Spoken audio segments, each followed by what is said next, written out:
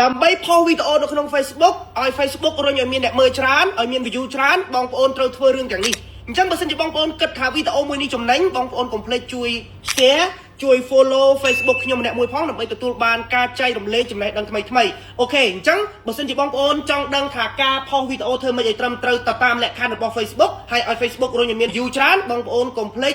មើលវីដេអូនេះដល់ចប់អូខេតោះបងប្អូនទាំងអស់គ្នាឥឡូវនេះខ្ញុំប្រាប់បងប្អូនទាំងអស់គ្នាពីរបៀបបង្ហោះវីដេអូឬមួយក៏រូបភាពធ្វើម៉េចផុសទៅឲ្យវាត្រូវទៅតាមគោលការណ៍របស់ Facebook ហើយ Facebook រុញឲ្យយើងមាន view ច្រើនអញ្ចឹងណាទី1យើងបង្ហោះមកបងប្អូនបាទចុចកន្លែងលេខបូកនេះមកអញ្ចឹងបងប្អូនយកពាក្យផុសនេះមកហើយបន្តមកទៀតបងប្អូនយក gallery ខាងក្រោមនេះមកហើយបន្តមកបងប្អូនជ្រើសរើសវីដេអូដែលបងប្អូនចង់បង្ហោះអញ្ចឹងខ្ញុំយកវីដេអូនេះអូខេបន្តមកបងប្អូនយកពាក្យ nextអូខេបន្តមកទៀតបងប្អូនសរសេរ caption មកហ្នឹងហើយអញ្ចឹង caption ខ្ញុំផាសយកហ្មងទៅនេះរបៀបយក bonus $37ពី Facebook អញ្ចឹងបងប្អូនធ្វើអញ្ចឹងរួចហើយបងប្អូនចុច next នេះបងប្អូនអាកន្លែងចំណុចកន្លែងនេះគឺសំខាន់ណាស់ណាអញ្ចឹងបងប្អូនចុចលើកន្លែងទៅនេះមួយបន្ទាប់មកបងប្អូនសរសេរចំណងជើងអស់ហើយឧទាហរណ៍ណាបងប្អូនសរសេរចំណងជើងអស់លីងហើយអញ្ចឹងបន្ទាប់មកបងប្អូនចុចពាក្យនេះដាន់នេះមកបន្ទាប់មកវានឹងចេញសញ្ញា tip ហើយវាដាក់សញ្ញាtick ពណ៌បៃតងនេះគឺមានន័យថាចំណងជើងក៏យើងធ្វើត្រូវຂະຫນាតវីដេអូក៏យើងធ្វើត្រូវនិយាយទៅត្រូវទាំងអស់តែម្ដងតកាលណាកន្លែង tip នេះអាកន្លែងសញ្ញា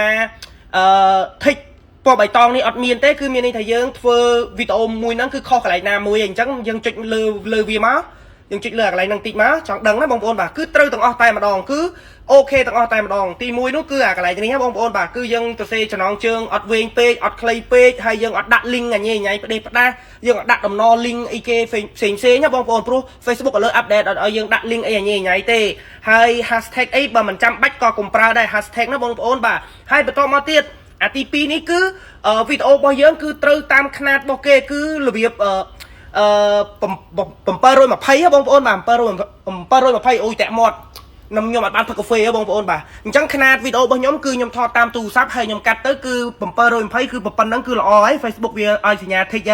ហើយទី3នោះគឺຂະຫນាតដែលយើងធ្វើហ្នឹងគឺຂະຫນាតបញ្ឈរគឺពេញអេក្រង់បឹបតែម្ដងនេះបងប្អូននេះអាកន្លែងចំណុចនេះហ៎បងប្អូននេះអញ្ចឹងបានន័យថាអាទី3ហ្នឹងវីដេអូរបស់ខ្ញុំគឺពេញទាំងលើពេញទាំងក្រោមវាអត់មានកន្លែងតាណាខ្មៅទេពេលខ្លះបងប្អូនធ្វើវីដេអូខ្លះសល់អាខ្មៅខាងលើខ្មៅខាងក្រោមអញ្ចឹងវាអត់ត្រូវຂະຫນាតរបស់វាទេអញ្ចឹងតើតែយើងធ្វើឲ្យពេញបាទវីដេអូរបស់ខ្ញុំគឺពេញតែម្ដងពេញទាំងលើពេញទាំងក្រោមវាទៅពេញអេក្រង់តែម្ដងហើយអាទី4នោះគឺវីដេអូរបស់ខ្ញុំគឺលើសពី10សេកុងបានន័យថាបើក្រោម10សេកុងក្រោម10វិនាទីហ្នឹងក៏វាអត់សូវរុញដែរអញ្ចឹងយើងធ្វើឲ្យលើ10សេកុងទៅបាន Facebook វារុញណាហើយអានេះគឺយើងអាចុងក្រោយនេះគឺយើងប្រើសំឡេងរបស់យើងស៊ីនហ្មងយើងនិយាយផ្ទាល់ហ្មងបងប្អូនបាទយើងនិយាយផ្ទាល់ក្នុងវីដេអូហ្នឹងអញ្ចឹងណាអញ្ចឹងគឺទាំងអស់នេះគឺយើងធ្វើត្រូវហើយអញ្ចឹង Facebook វានឹងរុញហើយអញ្ចឹងដូចកន្លែងនេះអញ្ចឹងវាចេញ tip ហើយវាដាក់សញ្ញា tick ពណ៌បៃតងគឺបានន័យថារបស់យើងគឺគុណភាពអូខេតែម្ដងអញ្ចឹង